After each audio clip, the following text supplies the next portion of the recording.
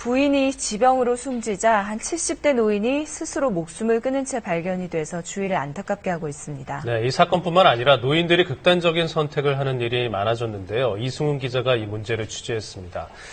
그러니까 노년층의 자살 문제라고 해야 되겠죠. 뭔가 좀 대책이 필요해 보이는군요. 네, 더 이상 방치해서는 안 될 수준인 것 같습니다. 인생 황혼기의 노인들이 잇따라 목숨을 끊는 이유는 주로 가난과 외로움 때문입니다. 특히 고령화 사회가 되면서 이런 노인들의 자살 문제가 점점 심각해지고 있는데요.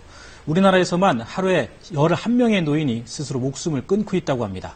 오늘 뉴스 따라잡기에서는 심각한 황혼 자살 문제를 취재했습니다. 지난 20일 경기도 파주시의 한 마을, 이 마을에 살던 70대 노부부가 함께 숨진 채로 발견됐습니다. 고문하시는 분인데 그분이 이제 자주 이제 고문 그런 거를 하고 이 할머니는 상자 잃어버 박스 잃어봤을 때 주워 많았다 그분을 주고 그러니까 그날도 아마 들렀었나 봐요. 거실 들여다보면 보이니까. 그래서 어제 발견이 된 거예요. 집안에서는 화로에 연탄불을 피운 흔적이 발견됐고 할아버지가 쓴 것으로 보이는 유서 형식의 일기도 나왔습니다. 일기에는 지병으로 숨진 할머니에 대한 할아버지의 안타까운 심정이 담겨 있었습니다.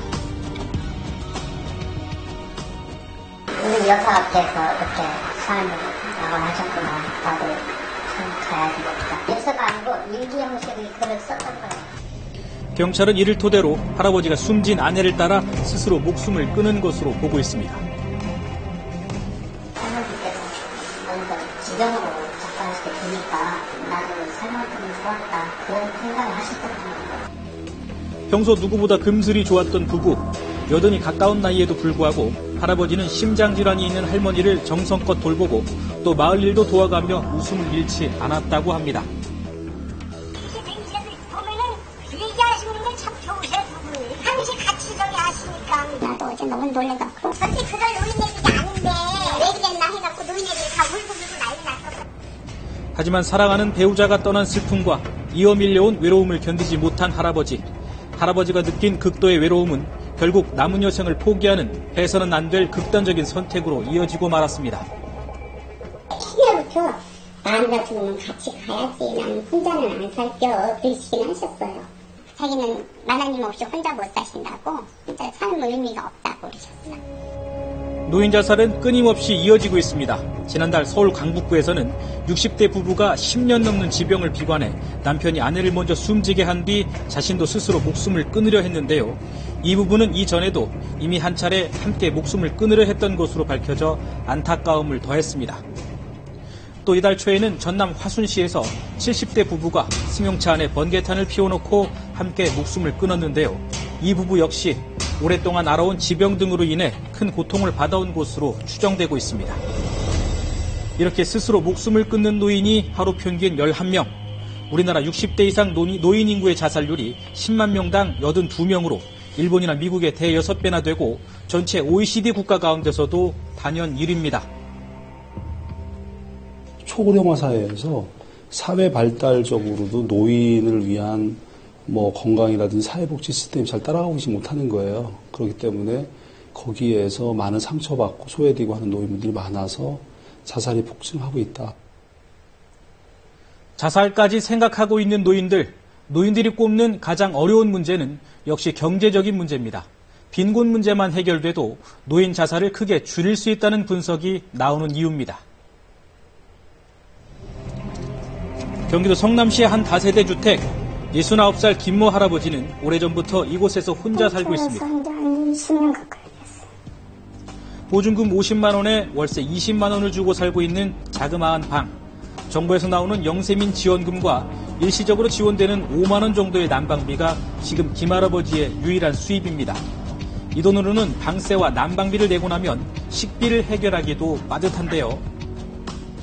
월세가 5분달 17만 원 나오더라고요. 사람들한테 방세 주고 나면 겨울에는 없어요. 그냥 정부에서 주는 거 가지고 전심 한 끼 그거 먹고. 자식들과는 연락도 닿지 않는 상태. 김 할아버지에게 지금 남은 건 외로움과 병약한 몸뿐입니다. 때때로 찾아오는 심한 절망감에 해서는 안 될 생각도 여러 번 들었다고 합니다. 그래 죽으려고 참 자제를 많이 했죠.